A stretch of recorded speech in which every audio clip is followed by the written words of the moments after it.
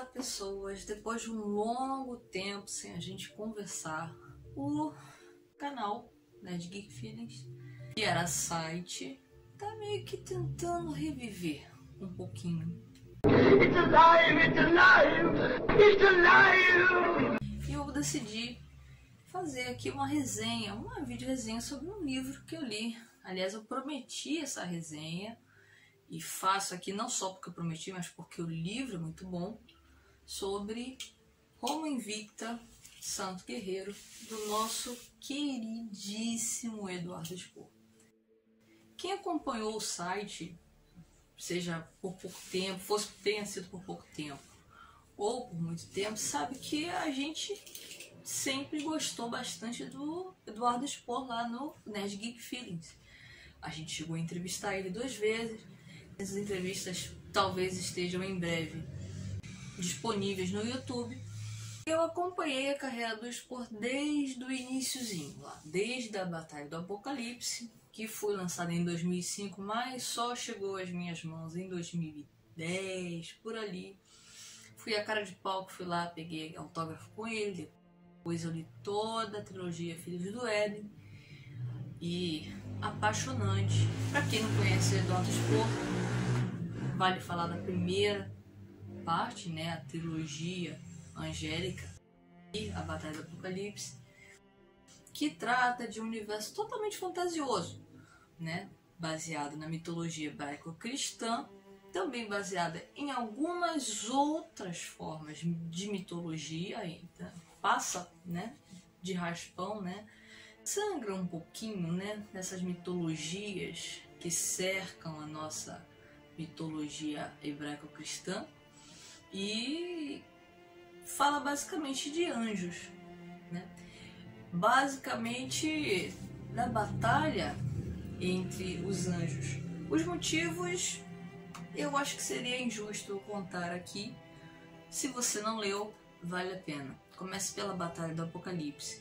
Muito embora o Eduardo fale que é mais legal você começar pela trilogia Filhos do Éden, porque é mais didático, realmente é. Ele vai explicando ali a casta dos anjos e você se identifica até com algumas castas e você entende como elas funcionam, por que eles estão posicionados ali, são como peças de xadrez. E é tudo muito legal. Sobretudo para você aí que tá ouvindo esse vídeo, que tá vendo esse vídeo e gosta de história, cara, você vai se amarrar. Se você gosta de fantasia, você vai se amarrar mais ainda. Se você gosta de ação, você vai ficar maluco. A trilogia é fantástica. Leu a trilogia Filhos do Éden, pega a Batalha do Apocalipse. Aí você vai subir o teto. É maravilhoso. Eu vou tentar disponibilizar em breve essas resenhas escritas e, claro, as entrevistas que a gente fez com ele, pelo menos as entrevistas no YouTube. A gente ainda não sabe como é que vai ficar a história do site. Mas hoje eu vim aqui mesmo foi para falar de São Jorge, ou melhor dizendo, Roma Invicta. Também vem em forma de trilogia, eu não tinha atentado para esse detalhe. Fiquei tão empolvorosa quando eu soube que era um livro sobre São Jorge, né? O São Jorge histórico, né? Como o Eduardo gosta de fazer, fica uma coisa muito realista, muito humana. Fiquei tão empolvorosa porque eu gosto muito de São Jorge. Quem me conhece sabe que eu adoro São Jorge, eu tenho uma ligação muito grande. Então eu não notei que era uma trilogia, depois é que eu fui notar. Então o primeiro livro é este aqui, essa capa linda, maravilhosa, que é um mosaico, muito perto daqueles mosaicos com os quais nós estamos acostumados, né? Santo Guerreiro, Roma Invicta. Esse livro aqui, ele não é bom. Ele é fantástico, ele é maravilhoso. E tem uma acuracidade histórica de deixar qualquer especialista de queixo caído. Para falar do São Jorge histórico, o Eduardo Spohr fez uma pesquisa muito longa. Na verdade, ele demorou 2020 inteiro. Enquanto a gente estava enfrentando aquela pandemia maluca, o Eduardo resolveu usar essa mente criativa, fantástica dele para escrever o livro, né, sobre São Jorge. Ele fez uma pesquisa muito longa. Se você pega o livro, esse livro aqui é basicamente um livro de história, faz você entender como funcionava o Império Romano, como funcionavam os cargos do Império Romano, os conflitos do Império Romano, e não só isso, toda a ideia de honra. Porque o Eduardo tem muito isso. Se você não conhece o Eduardo Spor como escritor, e até como pessoa, se você não acompanha Nerdcast, você não conhece. Mas o Eduardo Spor é um cara que dá muito valor à honra, né? O cara é um cara anos 80, né? Na veia. You son of a bitch. Ele dá muito valor à honra, então é uma coisa que permeia muito as páginas do livro dele. É muito legal você ler isso aqui. É uma viagem histórica. A gente começa com a vida do Laios, que é o pai do Jorge. Na verdade, pai dos Jórgios. Porque, na verdade, São Jorge não tem esse nome. Esse nome é latinizado. Jórgios teria outras versões de nome dependendo do país em que a lenda é contada. Afinal de contas, nós estamos falando de um Jorge histórico. Laios tem uma vitória importante numa batalha, até aí não é spoiler. A história está aqui na síntese aqui.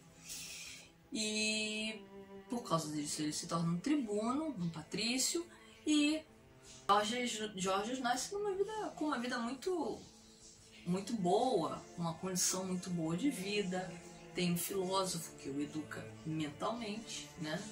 O filósofo, que é o Strabo, que tem o nome realmente também de um filósofo mais antigo, que escreveu sobre o País Basco, para quem não sabe, de onde inclusive vem a palavra estrabismo. Para quem não sabe, já fica sabendo. Strabo foi o homem que escreveu a obra Geografia sobre o País Basco, e ele tinha estrabismo, é daí que vem a palavra. Fica o momento curiosidade.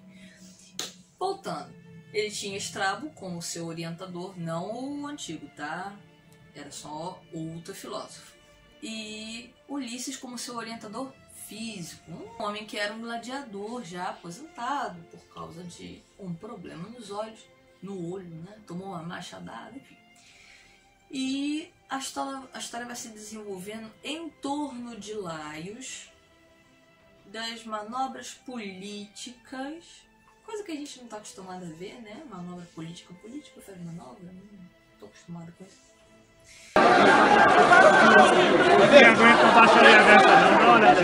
E em torno do desenvolvimento moral e personal do Jorge. Por que Jorge? Desculpa, eu acabo chamando de Jorge porque eu tenho um irmão com esse nome.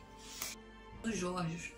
Porque no início ele é um menino, quase uma tábua branca, uma tábua rasa, lisa, sem que haja nele qualquer traço de personalidade, mas à medida que a vida vai acontecendo e as coisas são impostas a ele, as dificuldades, as durezas, ele vai mudando e endurecendo como um verdadeiro herói. E a noção de honra e de hombridade ficam cada vez mais fortes em Jorge. Isso é lindo. Muito interessante notar também é a capacidade que o Spor teve. Aliás, isso é uma obra-prima. O Spor teve uma capacidade de costurar historicamente essa história com o primor de um artesão de mãos cheias. Logo assim que você começa a ler Santo Guerreiro, você tem ao longo da história explicações do que acontecia em Roma, de como é que era a civilização, quais eram os costumes, etc. E não só Roma, mas os arredores. Tem um mapa, vem um mapinha. É porque eu colei na parede ali, porque eu sou super fã do Spor. Ele sabe disso. Spor, se você ver isso aí, eu sei que você vai ver. Beijão, espero te ver em breve, para você autografar meu livro e a gente poder tirar uma foto junto. A parte histórica é fantástica e a gente vai notando aos pouquinhos que, peraí, eu já vi esse nome antes. Aí você vai lá e olha na internet, pesquisa e fala, caramba, mas esse cara existiu. E ele realmente exercia esse cargo.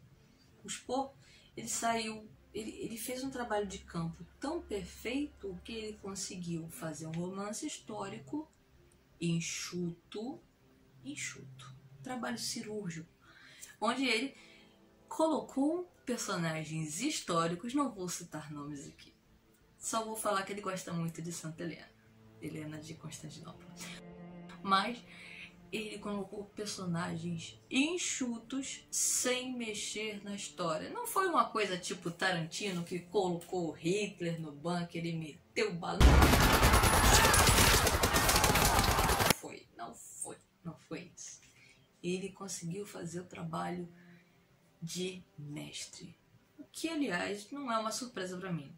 A verdade é que quando eu li o livro, por mais que eu tenha ficado maravilhada, não me surpreendeu que o Spohr fosse capaz de fazer um trabalho tão primoroso. Ai, mas você tá rasgando seda. Não. Eu até mandei essa mensagem para ele. O Spohr, ele é um dos grandes escritores da nossa época. E eu vou explicar por quê. Durante muito tempo, a gente teve uma literatura brasileira muito expressiva e nós temos até hoje. Inclusive, nós teremos um vídeo no canal falando dos nossos queridíssimos autores brasileiros. Inclusive, falando de você, seu Wagner William. Beijo pra você também. Mas a gente tem autores maravilhosos. Sempre teve. O Brasil, ele é um celeiro de talentos mal reconhecidos. Eu tive contato, como eu fiz faculdade de letras na Universidade Federal Fluminense, eu tive contato com todos os tipos de autores possíveis. Literatura africana, literatura grega, literatura latina, literatura inglesa, literatura de colonização brasileira, literatura portuguesa, literatura por conta própria, literatura tcheca, literatura russa, tudo. E eu posso dizer, sem medo de errar, que o Eduardo Spohr está caminhando e a gente acaba tendo que fazer analogias, embora cada pessoa seja única. O Eduardo Spohr tá caminhando para ser o nosso Edward Cornwell brasileiro. Mas eu ouso dizer que ele vai passar o Edward Cornwell muito rapidamente. Que o Eduardo Spohr, hoje ele é um orgulho para o Brasil. Ele é uma sumidade. Então, vale a pena ler o Eduardo Spohr 1000 vezes. 1000 vezes. Se eu tivesse que recomendar, eu sou professora, para quem não sabe. Oi? Inclusive, meu nome é Raquel, para quem não sabe. Esqueci de me apresentar. Se eu tivesse que recomendar, eu recomendaria quem você tem que recomendar para uma boa qualidade de leitura e um bom passatempo. Eduardo Spohr, com certeza. Claro, nós temos os clássicos maravilhosos, mas hoje o nome que grita no meu ouvido é o Eduardo Spohr. Por todas as razões que eu já elenquei e por muitas outras. Agora vamos àquela partezinha das teorias conspiratórias. Take a look at this. Jesus Christ. Vou até chegar pertinho para ele não escutar. Vocês estão vendo uma luz na minha cara? É porque eu não sei fazer a iluminação direito. Bom, enfim. Eu cheguei a falar com o Eduardo Spohr que eu sabia quem era o dragão. Assim como a Zagal falou também no Nerdcast promocional de Roma Invicta, né? Santo Guerreiro Roma Invicta. Eu sei quem é o dragão. Diga o seu desejo. Inclusive, eu falei a teoria toda pra ele. Eu falei pra ele e falei pra uma amiga. Mas eu não falei mais pra ninguém. Ah, falei pra mais uma pessoa também, o irmão dele. Vamos à teoria da conspiração. Eu vou até chegar mais pertinho aqui. Vai que ele me escuta, né? Eu cheguei a comentar com o Spohr uma possível teoria de que, bom, afinal, é uma trilogia e muita coisa não tá nem perto de ser resolvida. A gente começou a história agora, certo? Então, muito possivelmente, a gente ainda vai demorar para achar culpados inocentes nessa história. O que eu acho, e eu enviei essa mensagem para o Eduardo, foi que eu tenho uma noção de quem é o dragão. I am the last one. Se você, leitora, tentar, é claro que eu não vou dar esse spoiler, porque eu falei com ele e ele se limitou a dizer que não ia me dar spoiler. Mas se você leitor atento, pegar o livro, você pode dar uma de Sherlock Holmes. How fresh. Esse é um exercício interessante de narrativa. Você que gosta de ler e que gosta de escrever, faz isso também. Pensa direitinho que São Jorge matou o dragão. Essa é a lenda oficial. E que Laios tem vários inimigos, mas tem um principal. E que tem um homem com um nome sugestivo, que usa nos ladrilhos de sua casa um símbolo sugestivo que vem da Dácia. A Dácia, para quem não sabe, seria hoje a região da Romênia. A Romênia, para quem não sabe, é o lugar de onde veio Vlad o Empalador. Vlad o Empalador, para quem não sabe, é o Drácula. Drácula ganhou esse nome com o passar do tempo da história porque ele era da casa de Dracu, ou da casa do dragão de São Jorge. Tá bom, eu sei. Ah, Raquel, você tá indo muito longe. Mas o meu trabalho aqui não é falar coisa com coisa. Meu trabalho é viajar mesmo.